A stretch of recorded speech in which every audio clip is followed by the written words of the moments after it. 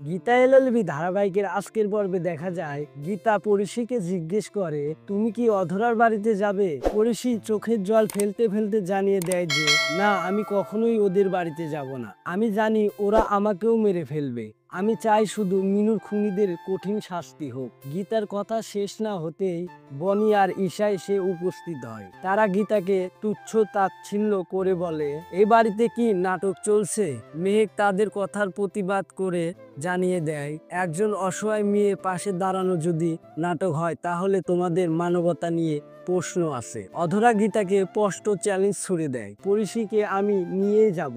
গীতাও পাল্টা চ্যালেঞ্জ করে, আপনি যদি পরিশীকে নিয়ে যেতে পারেন আমি আমার অতীত ছেড়ে দেব। এই কথা শুনে উক্ত পরিবেশ তৈরি হয়। গীতা ও মেহেক তাদের বাড়ি থেকে বেরিয়ে যেতে বলে। অধরা হুমকি দেয়, কোর্ট থেকে অর্ডার নিয়ে আসবে পরিশীকে নিজেদের বাড়িতে নিয়ে যাওয়ার জন্য। এরপর বনি পরিশীর মনোবল ভাঙার চেষ্টা করে, কিন্তু গিনি পরিশীর পক্ষ নিয়ে বনি বিরুদ্ধে রুখে দাঁড়ায়। তুমি নিজেও তো কখনো এই পরিবারের বিরুদ্ধে দাঁড়িয়েছিলে। কিছুক্ষণ পর গীতা স্বস্তিককে নির্দেশ দেয় পরিশীকে উপরে নিয়ে যেতে। স্বস্তিক পরিশীকে উপরে নিয়ে গেলে পরিশী তার নাম জানতে চায়। স্বস্তিক কথাটা এড়িয়ে যেতে চেষ্টা করে, তখন পরিশী কিছুই বুঝতে পারে না। অন্যদিকে অধরা আর অধ্যায় ফোন করে পরিশীকে বুঝাতে থাকে, কিন্তু পরিশী দৃঢ়ভাবে জানিয়ে দেয়, আমি কোনোদিনও সেই বাড়িতে ফিরে যাব না। বনি তখন আলাদা করে অধরাকে ফোন করে। সে বলে, আমি চাইলে পরিশীকে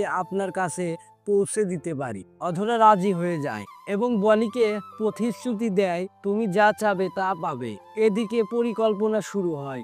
বনি আর ঈশা পরিশীকে মিষ্টি কথায় ভুলিয়ে ফাঁদে ফেলে। বলে থানায় কিছু সিগনেচার করতে হবে। পরিশীকে সুন্দর করে সাজিয়ে দেওয়া হয়, বেনারসি শাড়ি পরিয়ে তৈরি করা হয় যেন সে থানায় যেতে রাজি হয়। সাজিয়ে গুছিয়ে পরিশীকে বাড়ির বাইরে নিয়ে আসে তারা।